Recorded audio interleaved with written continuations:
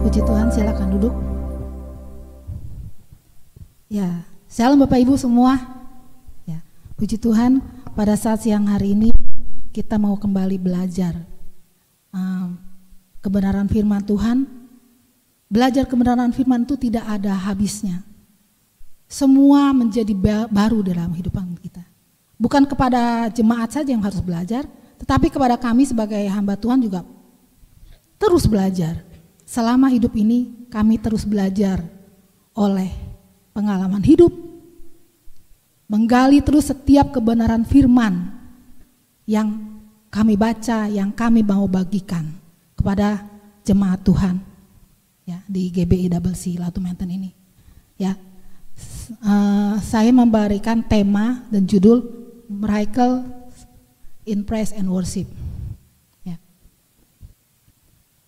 Berat juga memang dengan judul ini, tapi itulah saya harus memberikan kepada Bapak Ibu semua supaya mengerti. Ya, bukan kita hanya tahu miracle-nya aja, mujizat-mujizatnya aja yang kita tahu dan yang kita perlukan, tetapi kita perlu juga mujizat itu sumbernya dari mana. Ya kan? Banyak sumber. Tuhan bisa membuat mujizat, setan pun bisa membuat mujizat. Ya kan? Makanya bedanya apa? Bedanya kalau setan membuat mujizat, dia tidak mau kalah hawa, tidak mau kalah saing daripada Tuhan. Ya, dia selalu ingin menjadi yang terdepan untuk kepameran diri. Tapi kalau Tuhan untuk kemuliaannya, supaya orang merasakan kebaikannya tanpa menuntut balas. Kalau setan tuntut balas, saya sudah berbuat ini buat kamu, kamu harus timbal balik kepada saya. Itulah perbedaannya. Ya. Mujizat-mujizat di dalam pujian dan penyembahan. Ya, ada kuasa. Jadi ini bukan sekedar miracle-nya aja, tapi ada mujizat. Di mana? Di dalam. Ada, jadi dampak dari pujian penyembahan itu adalah sebuah mujizat. Ya, kita semua perlu mengalami mujizat loh. Supaya itu menguatkan iman kita, meneguhkan percaya kita kepada Tuhan. Jangan jadi anak Tuhan yang stagnan, yang loyo, tapi harus yang up. Ya, ada antusias, respon kepada Tuhan. Ya. Dalam bahasa Indonesia, Kamus Besar Bahasa Indonesia, mujizat ini artinya adalah kejadian atau peristiwa yang ajaib, yang sulit dijangkau oleh kekuatan manusia biasa, tapi adalah kekuatan yang dari supranatural, dari sebuah kuasa dari yang lebih besar dari kita. Ya, dari akal manusia sulit diterima. Itulah mujizat. Salah satu contoh, waktu cerita Musa mengeluarkan bangsa Israel dari Mesir, itu dia bisa membelah laut Teberau. Ya.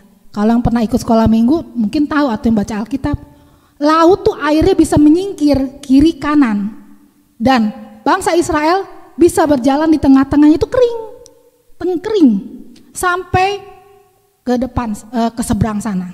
Habis itu tentara Mesir ikut keretanya. Setelah Israel udah sampai di sana, kembali airnya kembali menutupi, mati semua. Itu mujizat. Hanya bisa dilakukan oleh Tuhan. Tapi waktu mujizatnya Musa lakukan lempar tongkat menjadi ular, nah ahli sihir Mesir bisa. Wah, bisa juga. Ya kan? Membelah lautan dia nggak bisa. Waktu anak sulung mati semua di Mesir, kecuali anak sulung bangsa Israel. Firaun nggak bisa, ahli sihirnya nggak bisa.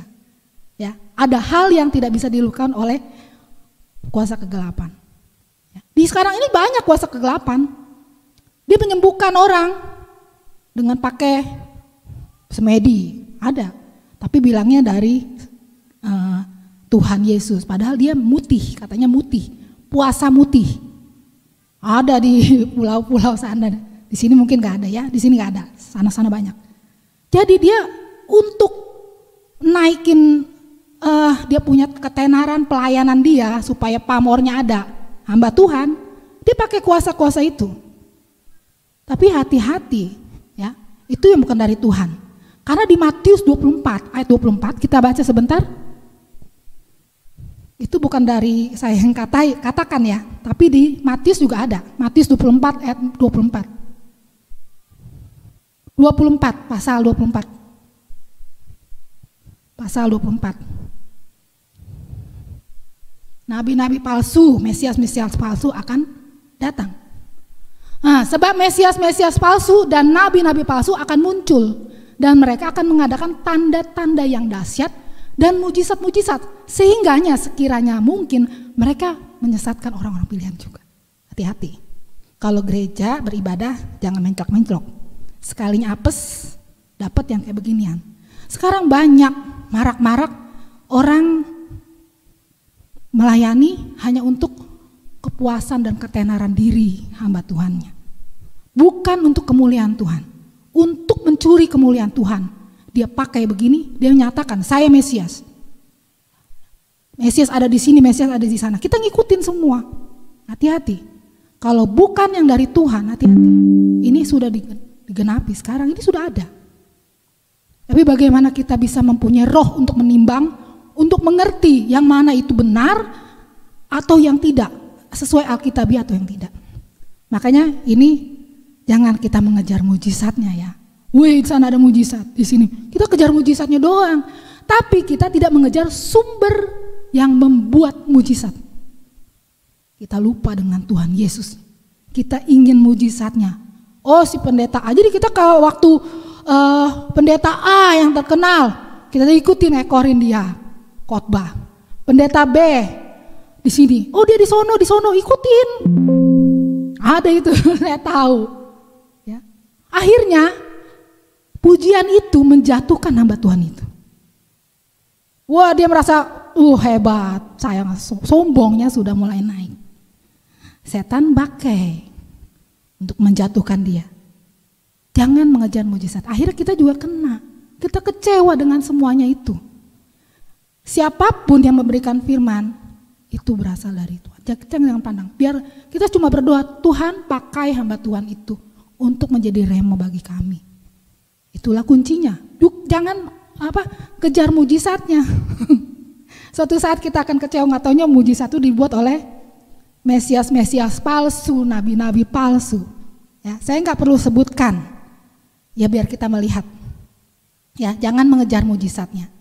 Dan kita sebenarnya semua sudah alami mujizat yang terbesar, yang paling benar-benar besar, yaitu anugerah keselamatan. Kita bisa percaya kepada Tuhan Yesus sebagai juru selamat itu sudah merupakan mujizat terbesar. Karena ketika Tuhan membuka hati kita, iman kita, untuk kita menerima dan percaya dia sebagai juru selamat kita, itu mujizat. Tidak semua orang bisa menerimanya. Di luar sana banyak orang yang belum mengenal Tuhan, mereka tidak bisa menerima. Bangsa Yahudi aja belum bisa menerima Yesus sebagai Mesias, sebagai juru selamat. Mereka nolak Tuhan Yesus loh. Di Yahudi sana bukan Kristenan yang adanya agama Yahudi, Taurat Musa.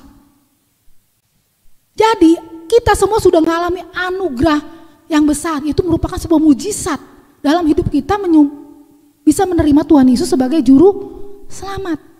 Gunakan itu, jangan pernah tinggalkan karena satu hal, karena something, karena jodoh. Aduh, saya sudah umur begini belum dapat jodoh.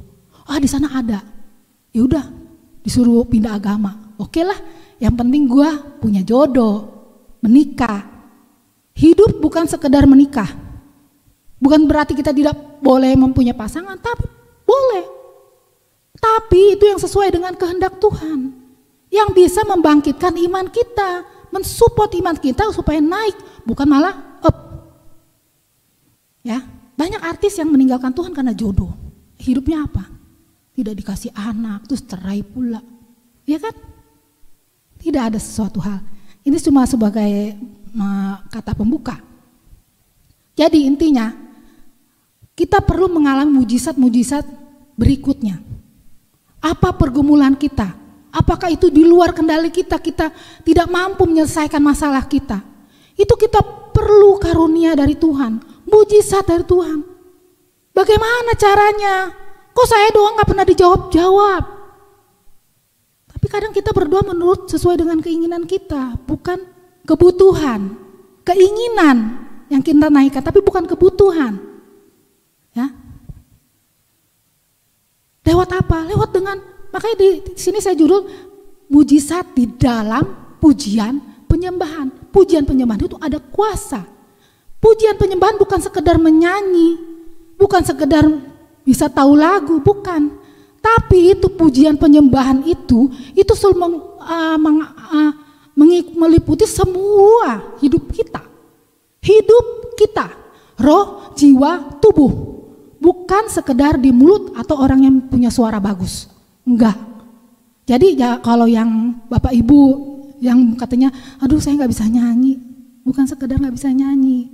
Percaya deh, Tuhan pakai bukan lewat suara kamu.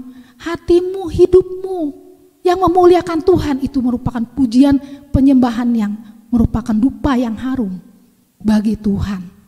Ya, makanya di setiap gereja ya, apalagi di sini saya mengharuskan setiap yang pelayan mimbar harus mempunyai hidup yang benar, hidup yang kudus, supaya roh yang ditransferkan kepada jemaat itu roh yang benar, roh dari Tuhan, supaya lewat pujian dan penyembahan yang kita naikkan di ibadah boleh menjadi berkat. Kadang dalam ibadah tidak butuh firman, ketika itu praise and worship sangat kuat dan sudah ada lawatan Tuhan yang luar biasa, firman kadang-kadang langsung ditutup oleh doa. Kenapa?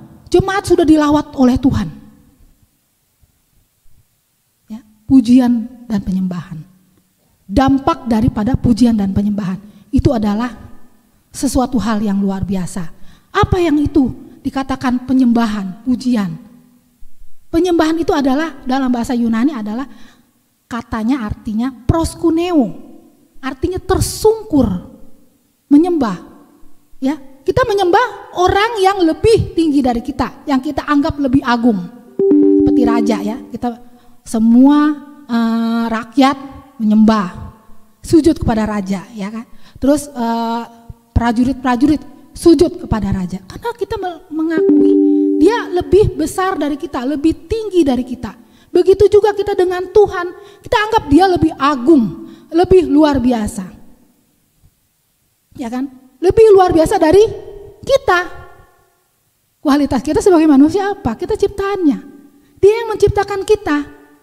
Ya, ketika kita manusia jatuh dalam dosa, kita tidak layak, putus hubungan. Tapi Tuhan melayakkan kita untuk kita berhubungan langsung setelah Yesus di kayu salib. Zaman dulu gak bisa, harus lewat imam dengan mempersembahkan bawa korban domba, binatang. Ya, ini, ya kita mengenal arti yang lebih tinggi daripada itu dalam pujian dan penyembahan. Di dalam Mazmur 71 ayat 8, kita bisa buka Mazmur 71 ayat 8, di sini dikatakan mulutku penuh dengan pujian. Artinya apa? Walaupun gak bisa nyanyi, kita selalu bilang gini, Tuhan Yesus baik. Itu merupakan pujian bagi Tuhan. Jangan pernah ingin bahwa diriku ini pengen dipuji. Boleh sekali-sekali dipuji atau kita memuji gak apa-apa. Tapi itu jangan menjadi suatu pokok keharusan bahwa kita harus dipuji. Jangan, karena itu merupakan suatu hal yang tidak baik bagi kita sendiri dampaknya. Di dalam 1 Tawarik 29 ayat 20 dan ayat 10 ya. Contoh di mana Daud selalu memuji dan mengagungkan Tuhan. Ya, kita bisa boleh buka satu, ya ini mulutku penuh dengan puji-pujian kepadamu, dengan penghormatan kepadamu sepanjang hari. Bayangkan Raja Daud sebagai raja dia mau memuji Tuhan. Makanya walaupun dia berbuat dosa zina dan pembunuhan berencana, tapi dia tetap diampuni karena dia datang kepada Tuhan dengan kerendahan hati, dengan penuh kesadaran dia akui, Tuhan saya telah berbuat jahat, saya telah berbuat dosa, ampuni saya Tuhan. Ya, dia selalu mengatakan, makanya Tuhan menspesialkan Raja Daud. Ya, dia selalu datang kepada Tuhan setiap hari, setiap saat. Ya, saya akan kasih contoh. Ada kuasa di dalam pujian di mana mujizat itu terjadi. Ada pelepasan. Kami waktu di sekolah Alkitab itu alami. Saya melihat orang yang ditunggangi oleh kuasa kegelapan bisa dilepaskan dengan cara apa?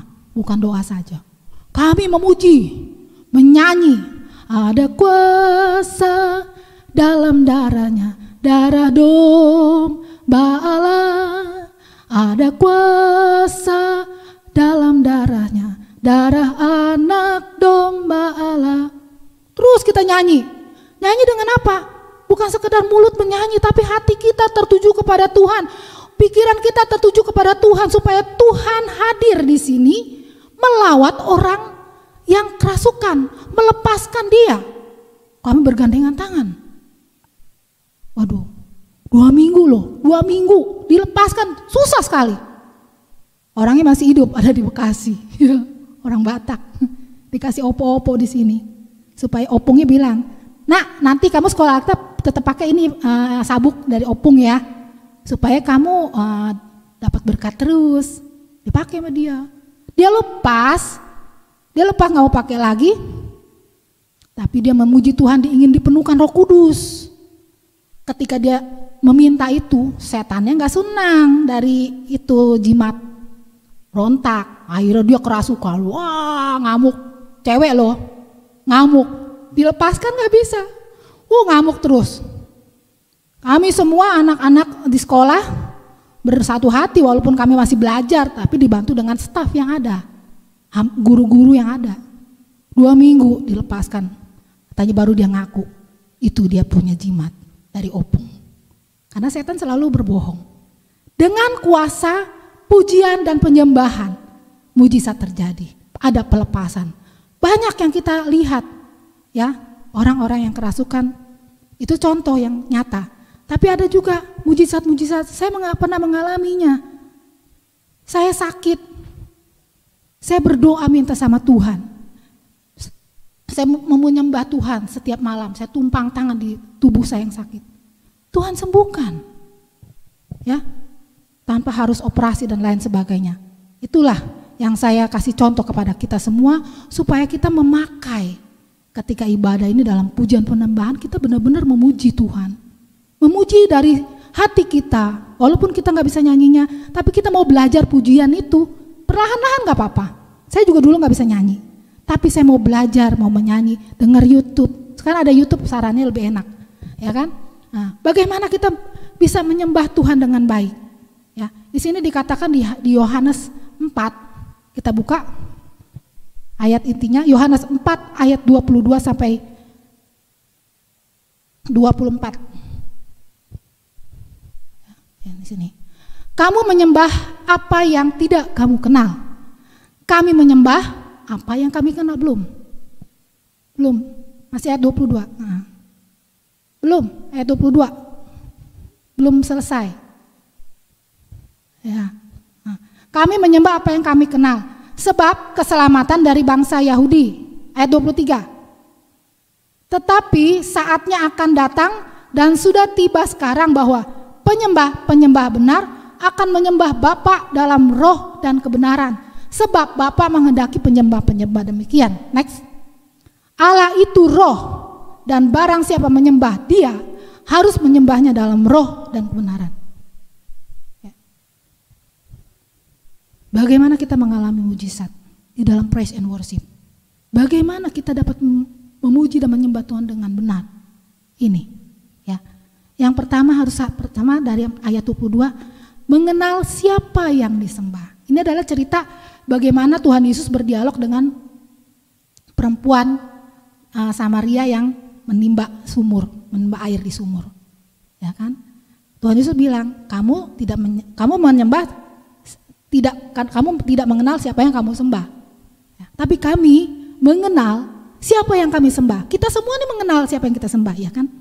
Kita menyembah Tuhan Yesus, bukan yang lain. Makanya kita harus benar-benar mengetahui siapa yang kita sembah. Bukan sekedar Tuhan Yesus mati di kayu salib sudah sampai di situ saja. Kita harus mengetahui dan mengenal secara lebih mendalam. Ya, yaitu dengan lahir baru, kita artinya ada pertobatan dalam hidup kita. Meninggalkan hidup yang lama, meninggalkan dosa lama, hidup baru. selalu dibaharui. Lewat apa? Lewat firman Tuhan, ya. Dan tanpa Roh Kudus juga kita tidak bisa mengenal Dia. Kayak begini kita beribadah, itu bukan sekedar ibadah. Kita rindu mengenal siapa Dia. Ya kan? Mengenal siapa? Yesus si pembuat mujizat. Kenapa Yesus bisa membuat mujizat? Karena Dia adalah Allah. Kok bisa? Bukannya Dia anak Allah? Iya anak Allah, tapi pribadi dalam satu ketritunggalan Allah. Kita harus tahu, Dia maha tinggi. Nah, yang kedua, ayat yang ke-23. Menyembah di dalam roh, bukan sekedar di mulut. Misalnya kayak tadi lagu, Kau Tuhan gunung batuku dan Kau kota bentengku, tak akan ku ragu, Kau menjamin hidupku. Ya kan? Bukan sekedar itu. Kita tahu, Kau gunung batuku dan Kau kota bentengku, tak akan ku takut. Apalagi tadi saya juga lupa. Walau badai menerpa di dalam hidupku ini. Yakin. Itu menyembah dalam roh, memuji. Yakin. Seperti lagu Holy, Holy are you Lord God Almighty. Worthy is the Lamb, worthy is the Lamb. You are holy. Dia kudus. Kita menyembah dalam roh. Hati kita terangkat. Holy. Kita sampai mengagungkan Dia, fokus pikiran kita kepada Tuhan. Harus jangan pikiran kemana-mana. Holy. Titik. Rohnya nggak nyambung. Ya, kita terdiri hidup dari roh, jiwa, tubuh. Kita harus mengaktifkan semuanya itu.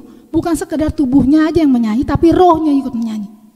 Holy are you Lord God. Jadi kalau dengan keseriusan, dengan kesungguhan, kita akan tersentuh di dalam kita memuji Tuhan. Aktifkan itu rohnya.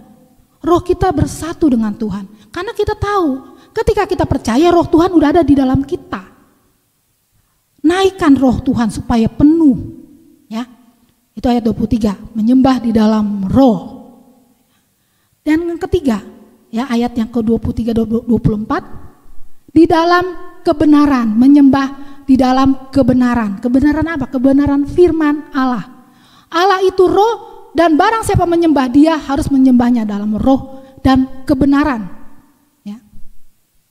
Sesuai dengan firman-Nya. Ya, firman Allah hidup penuh di dalam hidup kita, di dalam hati kita. Yohanes 14 ayat yang ke-6, kebenaran. Kita buka Yohanes 14 ayat yang ke-6. Ya Doni? Atau Yohanes 1 pasal 1 ayat 1. Pada mulanya adalah firman. Firman itu bersama-sama dengan Allah. Dan firman itu adalah Allah. Firman adalah Allah. Yang ke Yohanes 14. Kita boleh lihat firman adalah Allah. Yohanes 14 ayat yang ke-6. Kata Yesus kepadanya, akulah jalan, kebenaran dan hidup. Tidak ada seorang pun datang kepada Bapa kalau tidak melalui aku. Dan selain Dia firman, akulah jalan kebenaran. Dia adalah Allah yang benar. Dia adalah firman. Kita harus menyembahnya sesuai dengan kebenaran Allah. Dalam firman Allah, sesuai dengan firman Allah. Ya kan? Jadi kita harus mengetahui Yesus itu bukan sekedar kita tahu mati di atas kayu salib menebus dosa kita. Tapi lebih dari itu, Dia adalah jalan kebenaran. Dia adalah gembala yang baik. Segala-galanya. Dan Dia memberikan rohnya untuk menjadi penolong ketika Dia terangkat ke surga. Jadi kesimpulannya yang saya buat di sini adalah ada 3 aspek di dalam pujian dan penyembahan. Ya, yang tadi bagaimana cara menyembah, memuji. Ada 3 aspek. Di sini saya singkat dalam 3P. Ya, 3P. Pujian dan penyembahan itu mempunyai 3 unsur atau 3 aspek, yaitu 3P. P yang pertama adalah pemusatan. Pemusatan, yang kedua penyerahan hidup. Yang ketiga pemenuhan Kristus. Yang pertama, kita ulas pemusatan atau fokus. Pikiran kita harus fokus kepada Tuhan. Ya, kita kan kerja, bagaimana mau fokus? Memang gak masalah kerja, tapi serahkan semuanya kepada Tuhan. Ketika kita bangun pagi, kita berdoa, kita serahkan, Tuhan, pimpin saya di dalam sepanjang hari ini. Apapun yang saya buat, apapun yang saya lakukan, Tuhan tolong, Tuhan sertai. Kita buka dalam Kolose 3 ayat 1 dan 2. Kolose 3 ayat 1 dan 2.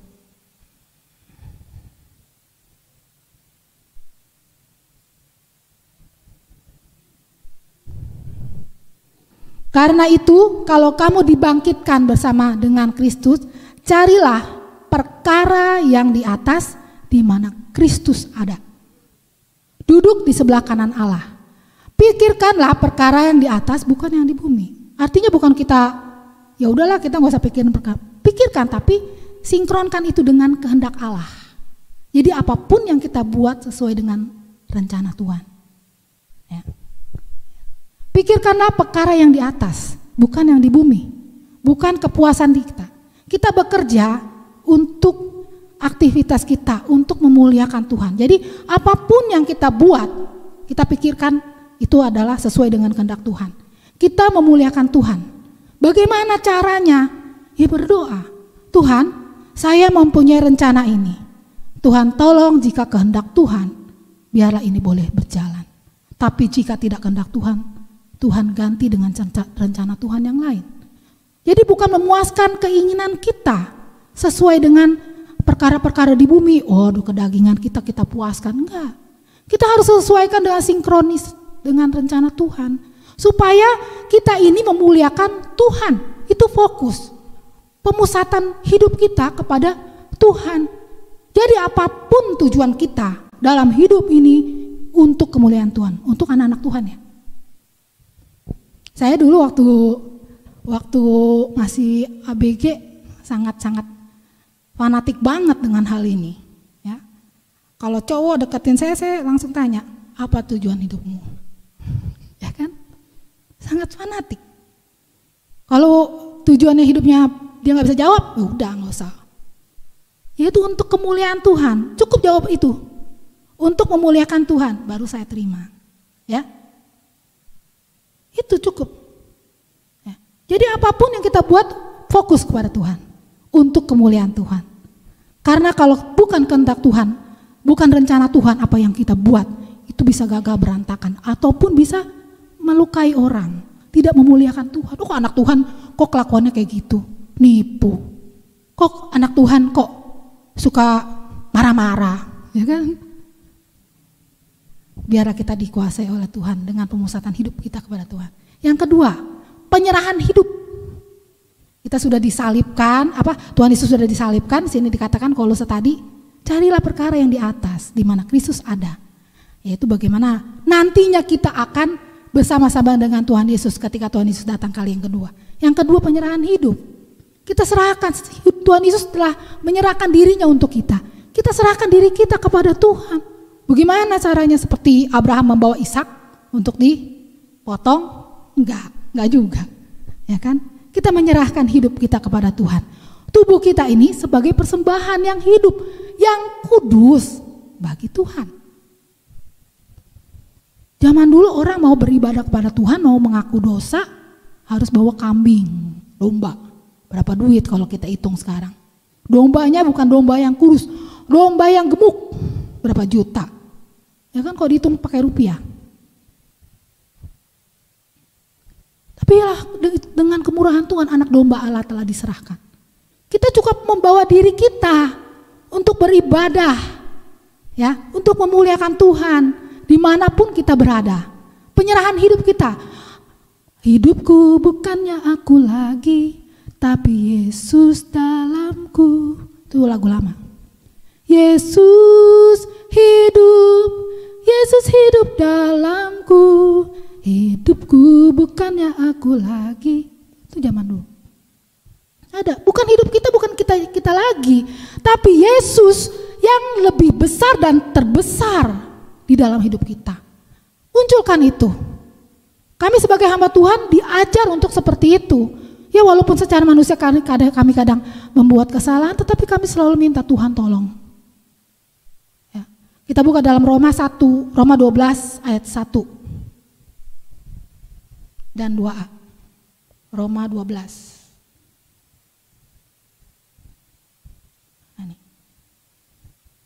12 ayat 1, persembahan tubuh. 1b, ya. Karena itu saudara-saudara, demi kemurahan Allah aku menasihatkan kamu supaya kamu mempersembahkan tubuhmu sebagai persembahan yang hidup. Nah, bukan domba lagi, tapi tubuh kita yang kudus. Nah, dan yang berkenan kepada Allah itu adalah ibadahmu yang sejati. Bawa tubuh kita kepada Tuhan, beribadah. Di dalam hari-hari pergunakan tubuh ini untuk kemuliaan Tuhan. Jangan berbuat yang aneh-aneh. Ya kan, merokok. Memang di Alkitab tidak dilarang merokok, tapi merokok itu adalah bisa merusak tubuh kita. Bawalah tubuh kita itu sebagai persembahan yang hidup.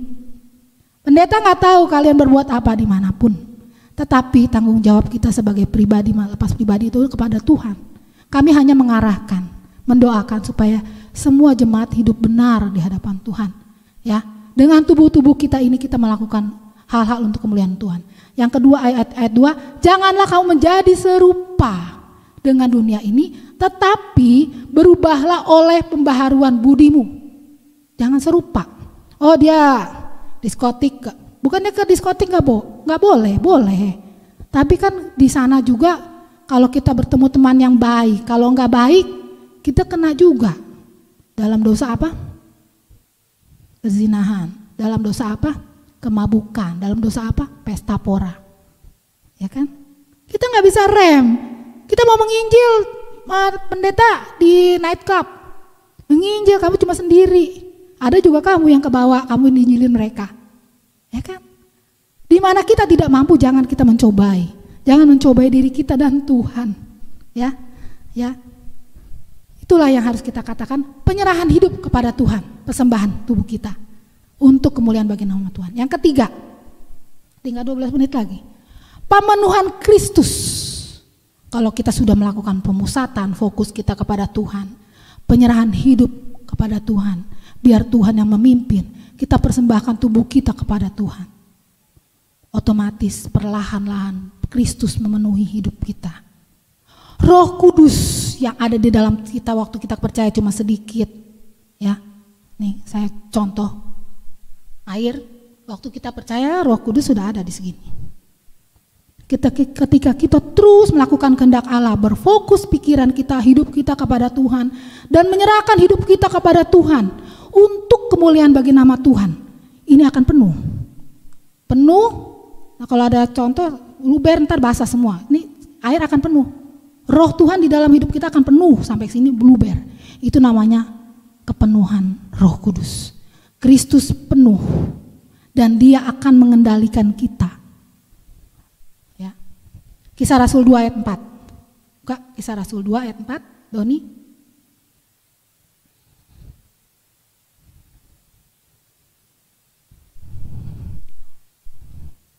Kisah Rasul 2 ayat 4. Maka penuhlah mereka dengan Roh Kudus. Penuh.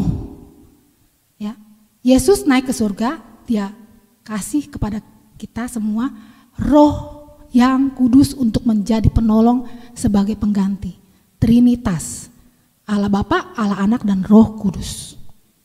Maka penuhlah mereka dengan Roh Kudus, lalu mereka mulai berkata-kata dalam bahasa lain. Bahasanya jangan dibuat-buat. Seperti yang diberikan, bukan seperti yang diajarkan atau seperti yang kita ikuti. Tidak. Seperti yang diberikan oleh Roh itu kepada mereka untuk mengatakannya. Karena Roh itu tertib. Ya, ketika kita berkata-kata dalam bahasa Roh, ada saatnya Roh itu untuk mendiamkan kita. Tidak sembarangan. Jadi ketika kita berdoa dengan akal.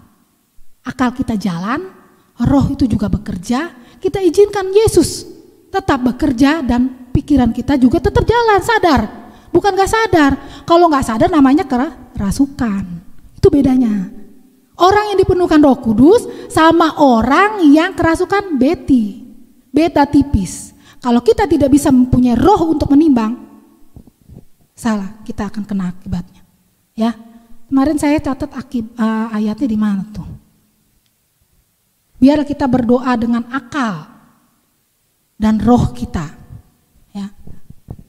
Jadi itu kepenuhan Kristus ketika kita sudah memusatkan hidup kita kepada Tuhan dan sudah menyerahkan hidup kita sepenuhnya untuk Tuhan pimpin.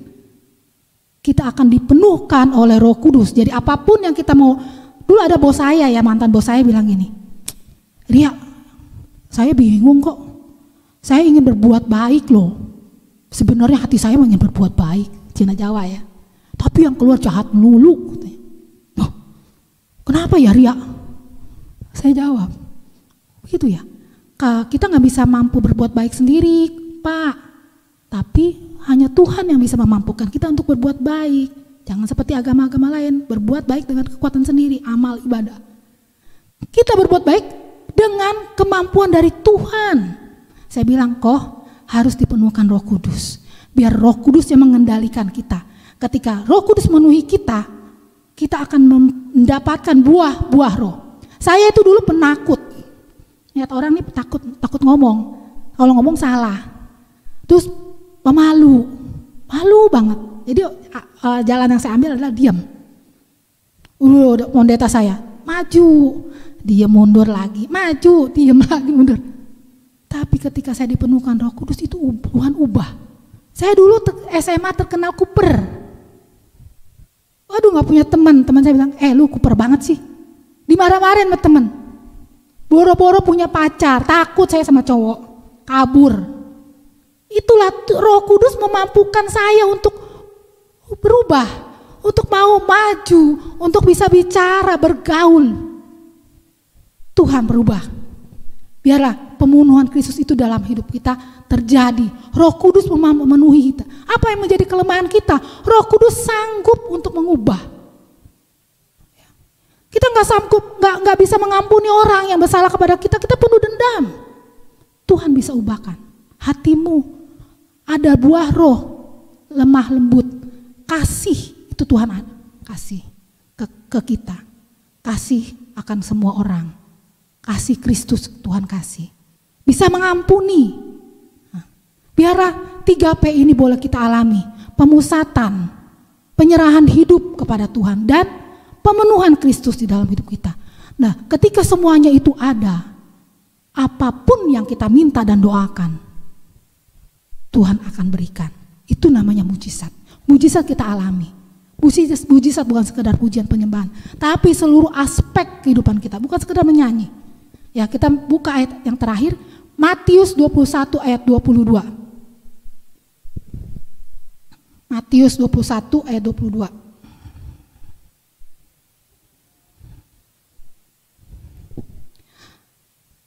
Dan apa saja yang kamu minta dalam doa dengan penuh kepercayaan, kamu akan menerimanya. Ya. Terus Markus 11 ayat 24. Markus 11 ayat 24. Karena itu aku berkata kepadamu, apa saja yang kamu minta dan doakan, percayalah kamu telah menerimanya, maka hal itu akan diberikan kepadamu. Ya, percaya. Saya teringat dengan kesaksian Kristi. Kristi itu dia pernah cerita sama saya, ya Kristi ya, dia sudah 3 tahun menikah loh, baru diberikan anak, pergumulan, karena Hendra anak pertama, mamanya pengen cucu, tapi dia bilang ya udahlah bu, saya sekarang terserah Tuhan aja lah, fokus dulu sama Tuhan, beribadah melayani Tuhan, terserah Tuhan, Tuhan mau kasih. Saya terima. Puji Tuhan loh, 3 tahun padahal dicek dokter baik-baik aja, tapi kenapa nggak hamil-hamil? Ketika dia berkata bilang, saya serahkan sama Tuhan lah, saya fokus sama Tuhan dulu. Benar, dia melayani aktif. Dia beribadah aktif. Tuhan kasih mujizat itu, anak yang sekarang dia bawa tuh. Lucu sekali anaknya, sehat lahir ya. Puji Tuhan, itu namanya. Apapun yang kita minta dan doakan dengan penuh kepercayaan, kita akan menerimanya. Dan percayalah bahwa kita sudah menerimanya. Kalau kita mempunyai 3 aspek ini, 3P ini. Ya. Mujizat akan kita alami jikalau kita menjadi penyembah yang benar. Menyembah dalam roh dan kebenaran. Ya. Itu adalah sebagai hasil daripada dampak pujian penyembahan dalam hidup kita seutuhnya kepada Tuhan. Amin.